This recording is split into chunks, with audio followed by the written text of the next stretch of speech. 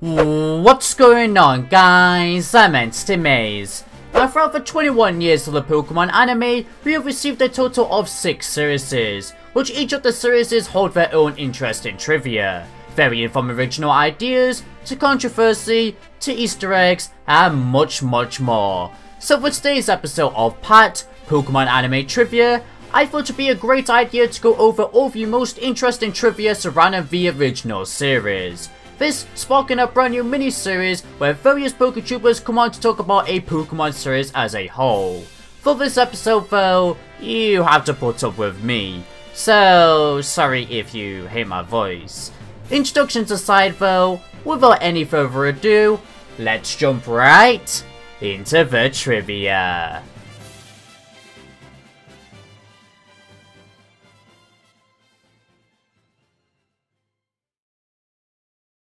Starting off with the basics, the original series is the first series of the Pokemon anime, and is based on the events of the core series Generation 1 and Generation 2 Pokemon games respectively. It's being specifically made to advertise those games. It ran from April 1st, 1997 to November 14th, 2002 in Japan, and from September 7th, 1998 to October 25th, 2003 in the United States. If you couldn't tell already, this means the US version of the anime debuted 23 days before the games Red and Blue were released in the US. This series though was not given English names by its creators until after the release of Pokemon the Series XY, with the anime creators decided to give official names to each series instead of leaving it to the fans to nickname each series. The fans actually nicknaming this series the original series. Now, the creators like to refer to this series as Pokemon the Series The Beginning and Pokemon the Series Gold and Silver. It's now splitting up into 2 separate series.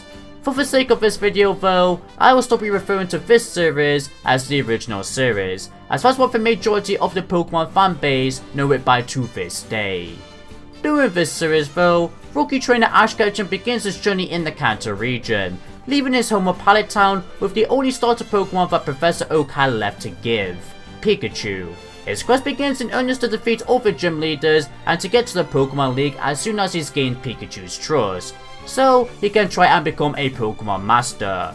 Along the journey, he's joined by 2 mentors, Misty and Brock, and after competing in the Indigo League and not performing as well as he hoped, placing in the top 16, Ash journeys to the Orange Archipelago to receive the GS Ball from Professor Ivy, as it cannot be transported to Professor Oak by PC. During his time there, Ash competes in another Pokemon League, the Orange League, and meets a new friend named Tracy Sketchit. Ash placed as the winner in the Orange League. However, when Professor Oak cannot figure out how to open the GS Ball, on Ash's return to Pallet Town, he sends Ash to Johto to give the special Pokeball to Kurt, a Pokeball mechanic. While there, Ash again competes in the Pokemon League, the Silver League, and ends up placing in the top 8. After that, Ash then decides to travel to Hoenn, which leads into the Advanced Generation series, aka Pokemon the Series Ruby and Sapphire.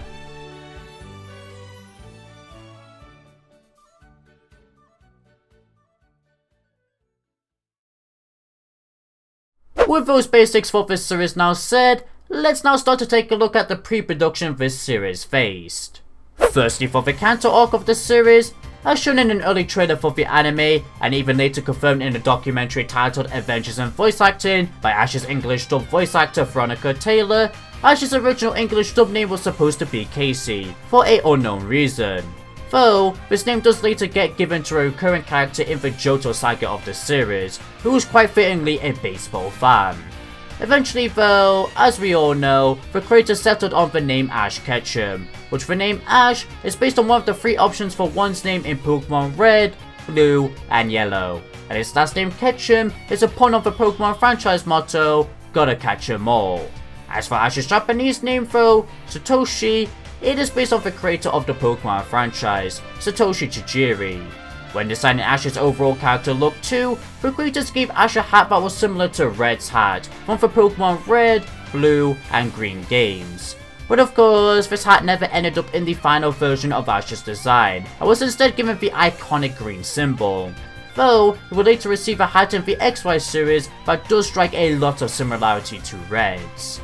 Believe it or not, even Ash's original partner in the anime was supposed to be something different than what we received, and that is the Pokemon Clefairy. However, thanks to this Pokemon being pink, it looked more feminine. So, the creators ultimately went against this idea at the last minute, as they didn't want to just cater to a female audience, but rather both male and female. Which Pikachu, who of course later ended up being Ash's partner Pokemon, had a yellow color, which catered to both male and female audiences. In fact, the character Isumu from Pocket Monsters, which is the second adaptation of the series, predating the anime, has both a Clefairy and Pikachu, as a reference to Clefairy being the original series mascot, even though it never ended up being one.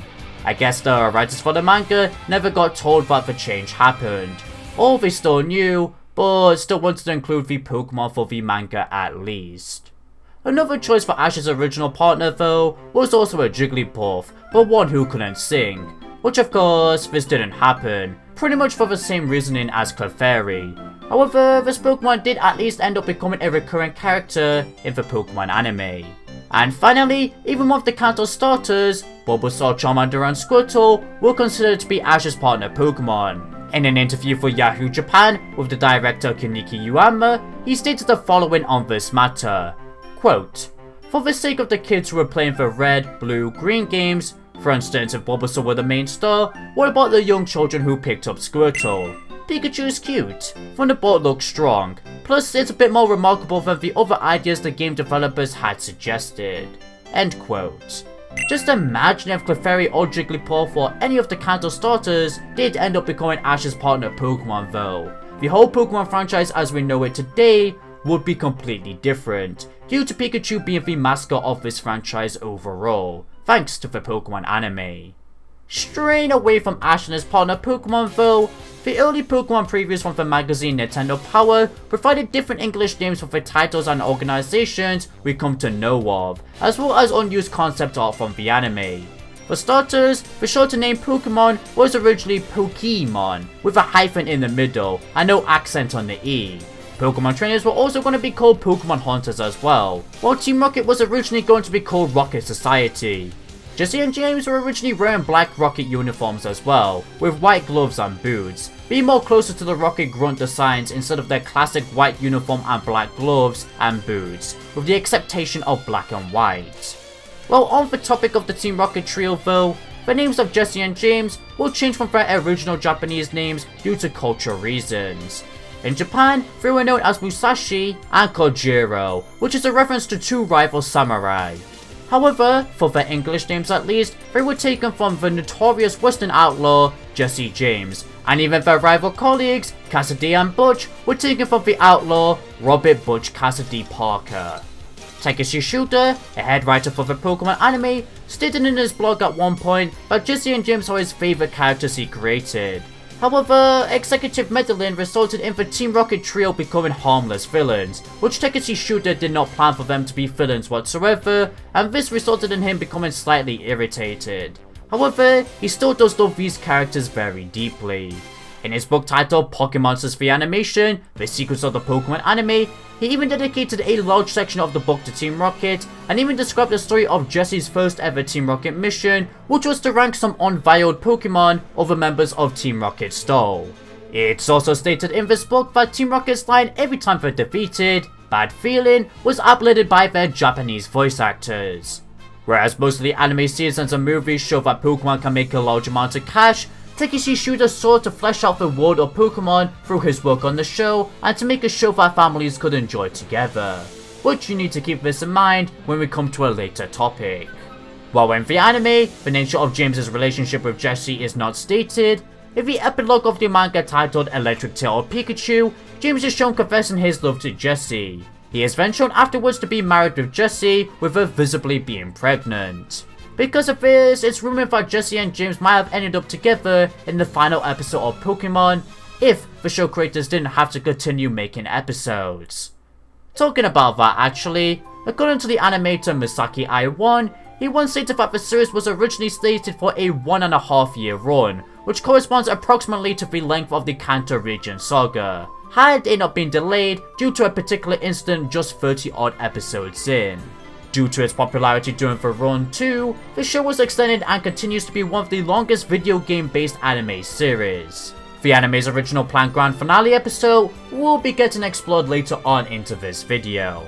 In an interview for the website PokeBeach with the anime director and storyboard artist Matsumutsu Hidoka, he revealed how long it took to make episodes in advance and even still to this day. Quote, "How far in advance do you make episodes and movies?"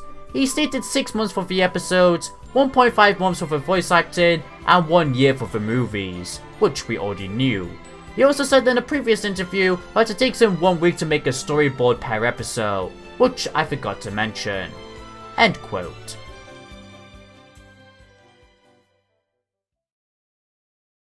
After episode 1 of the original series had aired, the episode became a huge success, and the anime gained a ton of popularity overall. Over the many years as well, many anime have tried to emulate Pokemon's success, most notably Digimon, Monster Rancher, Yu-Gi-Oh! And Yokai Watch.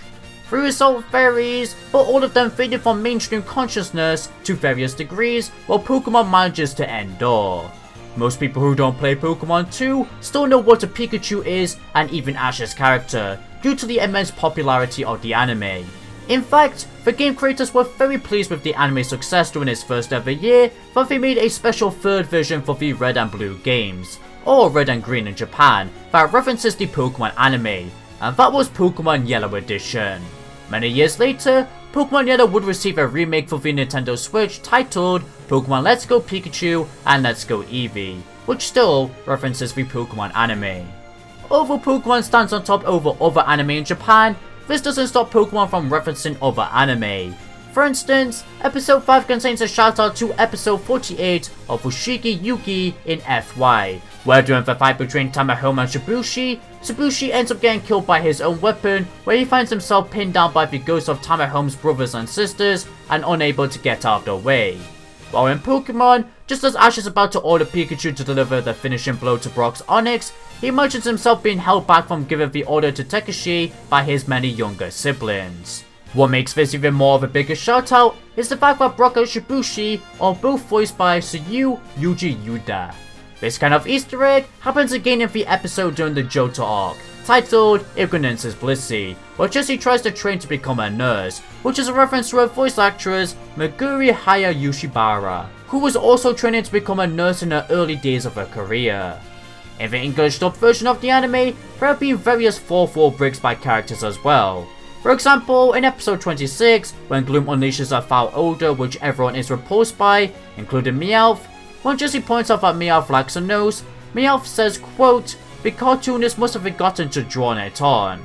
Of course, there are many more Easter eggs and 4-4 breaks in the original series, even references to real life such as Titanic. However, this video would go on much more longer than it should be if we were to go over more examples. So, moving on, let's now start to take a look at some controversy. Unfortunately, every series of Pokemon seems to face some kind of controversy, even ones that everybody love. However, compared to later series, the original series contains the most amount of controversy. The first ever piece of this Pokemon had received was during episode 38, Electric Soldier Porygon, or better known by the fans as the Seizure episode, as one particular scene of this episode had a series of flashing lights, which caused a total of approximately 685 Japanese children, 375 girls and 310 boys to be sent to the hospital with symptoms of epilepsy. Because of this, the episode ended up getting banned worldwide after airing once in Japan, and the show even went on a hiatus for 3 to 4 months, delaying the episode titled Holiday Hijinks and the episode titled Snow Way Out, and even cancelling the airing of the New Year's Eve special, which was meant to be a clip show by the sounds of things. This episode even forced the producers to go back to previous episodes and dim the lighting on them, so they could not cause an accident of this magnitude again.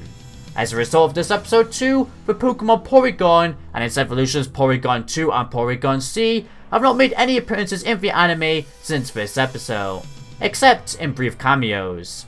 The episode's title, Beauty on the Beach, The Legend of Dratini, Holiday Hijinks, Stage Fight, the Meteor Island Mismatch, the Ice Cave, and even temporarily, the Tower of Terror and Tentacle and Tentacruel are also banned in the original series due to controversy surrounding them. either for gun usage, Jinx being present in the episode, and much more.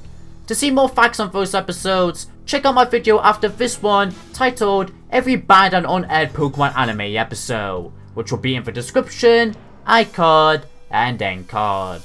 For now though, it should also be stated that Pokemon was briefly banned in Sweden, under a law that banned television advertisements targeted at children. For similar reasons, the Finnish dub stopped including the Poke-Rap and Who's That Pokemon segments, beginning with the episode titled Abra at the Psychic Showdown, as some parents were less than happy with the merchandise-driven nature of the show and accused it of surreptitious advertising, with the Poke-Rap and its "Gotta Catch 'em all" message in particular being seen as blatantly telling children to collect all the toy versions of the monsters in the show. After the matter went so bad as to warrant an inspection from the Finnish Communities Regulation Authority, the network stopped showcasing the Poke-Rap and Who's That Pokemon to be on the safe side, until later returning in the Black and White series. On a lesser note, a number of Japanese culture-focused episodes were removed from the South Korean dub as well, which created plot holes since several of those episodes included Ash getting gym badges. The earliest featured his Metapod evolving into Butterfree, which of course that is a plot important episode. It's also worth noting that this occurred before the government eased its restrictions on Japan imports. There was also a time where a banned episode of Pokemon created a plot hole for the English dub as well, which was the episode titled The Legend of Dratini, where Ash captured all 30 of his Tauros, with Tauros only then being shown to the English viewers in the episode titled Showdown at the Poke Corral. Again though, to learn more about this banned episode, I have a video in the description below. There was one time where Pokemon did try to avoid a controversy though, but accidentally created one in return, which was removing Brock from the Orange Islands arc of the series. Again, in that interview for the website PokeBeach with the Pokemon anime director and storyboard artist Masamutsu Hidoka, he stated the following about Brock's absence. The translator began to explain that the Japanese crew felt like Brock might be viewed as a racist stereotype by the American people because of his eyes, and that they were even fearful of it when Pokemon first came to America. End quote. Continuing on with the interviewer eventually asked, "Why did you bring him back?" And Matsuhito Hidoka responded that "We realized no one really cared about it and liked Brock, so we brought him back." While on the topic of Brock, it's actually revealed by Takeshi Shuda himself that Professor Ivy was a lesbian, which is why Brock was heartbroken and returned to travel with Ash, though they could not state such a thing on TV back in the day.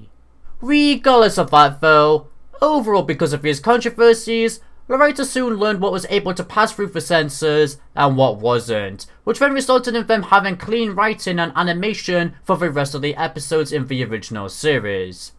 That didn't stop some drama within the production team though, as Takeshi Shuda eventually got fed up with how the show became overly kid-focused and how it also became strictly formula, that he left during the Johto arc of the series. More specifically, the final episode he worked on was the episode titled Enlighten Up. What Takeshi Shuda meant by strictly formula though, is that the directors were forcing a new character of the day for each episode, Team Rocket planned to steal Pikachu in almost every episode, and how Ash had to lose the upcoming league and repeat everything for a third time in a row for the Advanced Generation series. And of course, that still happens to this day. In fact, Takeshi Shuda even wanted Pokemon to end early on before it gained a surprising amount of popularity. He had even planned a grand finale episode in which Ash would beat the Elite Four member / champion, Lance, and achieve his dream of becoming a Pokemon Master. While during the movie, Mewtwo Strikes Back, a grown-up Misty with Ash's child would tell the story of how she, Ash and Brock encounter Mewtwo. This last part about the movie though is only a theory based on the original scenes from the very first trailer for Mewtwo Strikes Back. But of course, the scene had to be removed due to the anime having to continue on. To see more trivia on the very first Pokemon movie though, check out the video I'll leave in the description, iCard, and end card.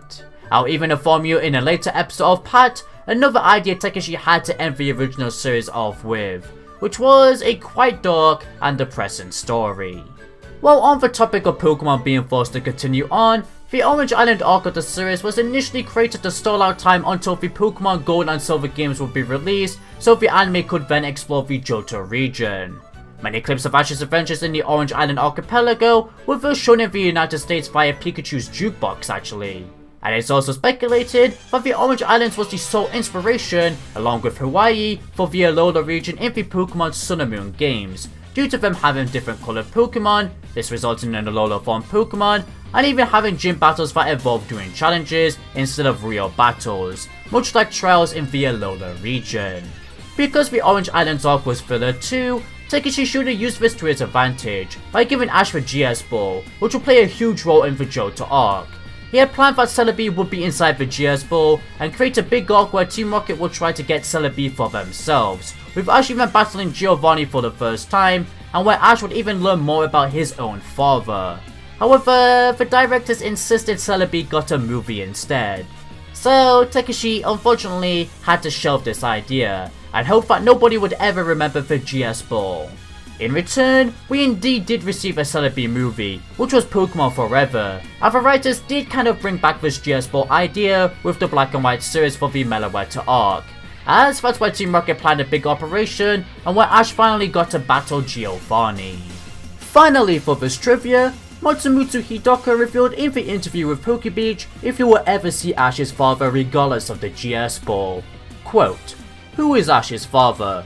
This one made him laugh, since I asked it rather bluntly and simply. He explained Ash's grandfather was a great trainer who travelled the land a long time ago, and Ash's father followed in his footsteps and left. Then, I asked if he would ever appear, and he responded that only if the writers felt like Ash needed to grow as a character. He explained he was not a writer on the show and merely worked as the storyboard artist, so he had no control over what they put on the show. But he said there is a possibility his father could appear one day. End quote. Hopefully one day the writers will actually reveal who Ash's father is and what his overall story is to make Ash grow even more as a character. But for now, we just have to sit back and wait if anything will pop up.